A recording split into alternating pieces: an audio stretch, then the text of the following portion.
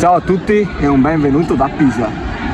Siamo davanti a uno dei simboli italiani, ovvero la torre pendente campanile che è alta quasi 58 metri. Un saluto da qui, spero che vi piaccia la città, adesso vedrete quindi le immagini e non è finito qua il nostro tour. Quindi ne vedrete delle belle. Ciao!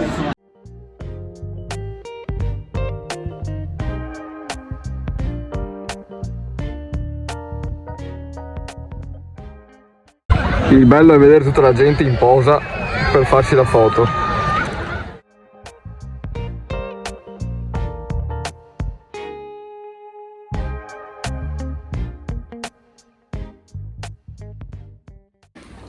Dove ci troviamo, Samuel?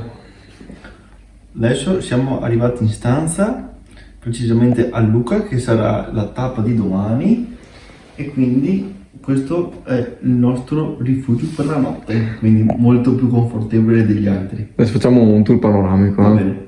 E cosa dici di Pisa? Ti è piaciuto Pisa? Molto bella e anche pendente, mi sa, quindi all'occhio. Buon tour. Ciao ragazzi. Quindi questa è la stanza, una vera e propria casa, lavandino, infatti, cucina, quindi per farsi a mangiare. Infatti se apriamo qua ci sono anche le pentole, lo stretto necessario anche per cucinare, se uno ha voglia. Qua, quindi avete visto che è seduto comodamente il nostro socio Samuel, insieme Col gatto incluso. No. Arriviamo di qui, cabina armadio, qua c'è il bagno, quindi il doccia, il bagno, e di qua c'è la stanza, quindi se c'è un bambino c'è anche la culla, un altro divano letto e qua il letto matrimoniale. A me sembra che ci siamo, è più confortevole di una tenda forse, vero Samuel? Però l'esperienza è diversa. Poi l'esperienza ovviamente è diversa e ritorneremo a quelle esperienze lì. Tanto vi salutiamo e vi diamo una buonanotte. Ciao!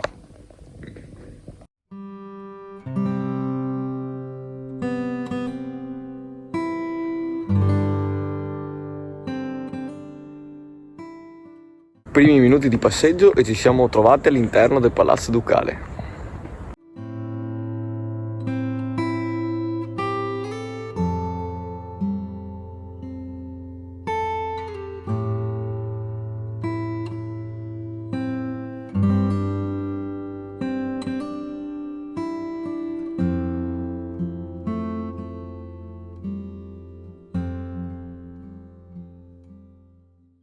Ciao viaggiatori e viaggiatrici, oggi ci troviamo a Lucca. come dicevamo ieri sera, quindi siamo arrivati a Lucca dopo la scoperta di Pisa e adesso ci troviamo esattamente dove?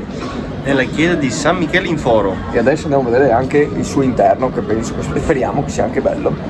Ciao. E dopo facciamo un altro giro della città.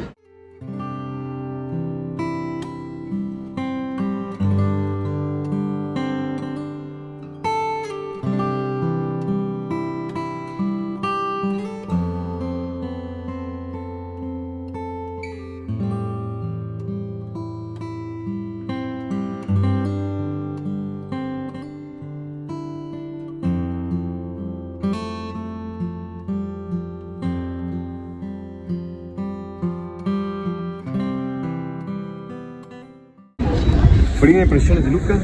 Molto bella, soprattutto perché è molto storica e quindi ogni punto è da scoprire. Infatti dove ci troviamo adesso, pensate, questa è la piazza storica appunto di Lucca, si chiama l'Anfiteatro, piazza dell'Anfiteatro, ed è stata edificata sopra i resti appunto dell'antico anfiteatro del secondo secolo d.C. Esatto, quindi anfiteatro romano. Esattamente.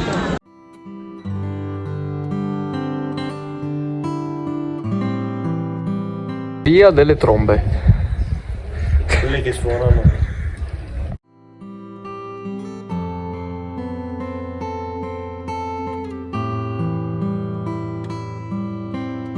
Molto bella e molto caratteristica anche questa piazza di San Martino.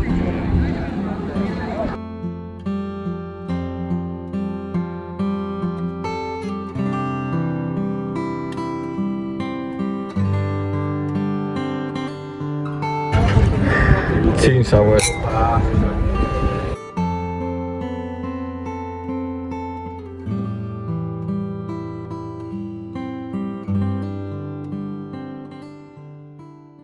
Cosa dici Samuel?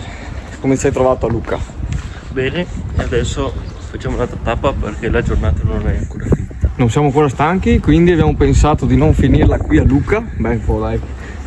Però se hai avuto voglia di non finire qui la giornata, vuol dire che la voglia C'è c'è sempre, ancora. e quindi viaggiare vuol dire che è questo. Esatto, quindi abbiamo pensato di, prima di arrivare a casa, in tragitto, di fermarsi in un altro posto che faremo vedere. Quindi ci vediamo dopo. Ciao!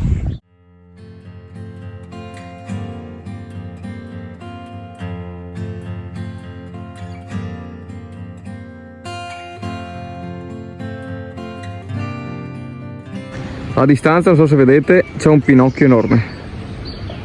Siamo arrivati nella terza città della Toscana, ovvero Collodi, che è una frazione del comune di Pescia, che è in provincia di Pistoia.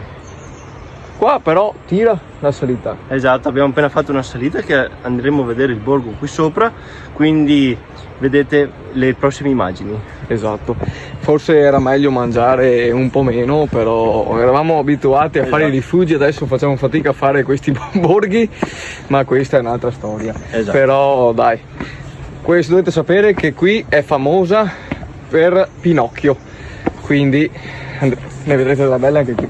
Esatto, a dopo. A dopo. Ho visto un po' di legna, pensavo fosse qua che avevano fatto Pinocchio, forse no, mi sbaglio. Se voi guardavate i video, quelli di una volta su Ragazzi in Viaggio, vedevate rifugi, trekking di più ore, ore. Adesso, dopo una breve salita, lo vedete già seduto qui. Finito.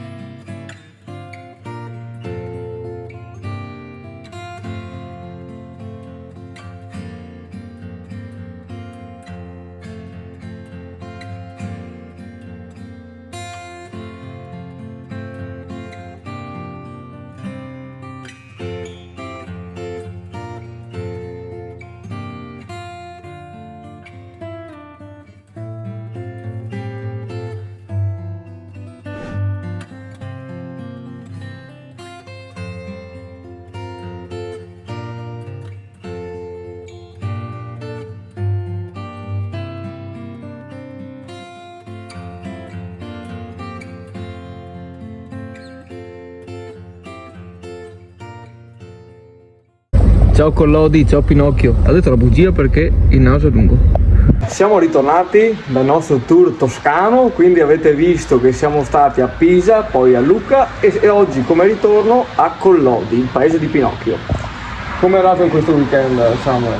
Molto bello, anzi direi che tutta l'Italia è sempre un fiore all'occhiello su tutte le cose, quindi borghi e città più importanti è sempre ricca di cose, Arte veramente arte e storia, veramente, queste sono le parole giuste. Infatti concordo appieno come ha detto il mio collega Samuel, perché è bello sì viaggiare tante volte, andare all'estero, fare tanti chilometri, però alla fine tante cose belle ce le abbiamo anche molto vicine e soprattutto restate in Italia che comunque merita sempre tantissimo. Noi vi sentiamo qui, siamo stati anche fortunati col tempo perché adesso siamo tornati a casa e piove, anzi diluvia adesso e quindi è stato un weekend anche bello, molto positivo e quindi ci vediamo alla prossima avventura. Ciao!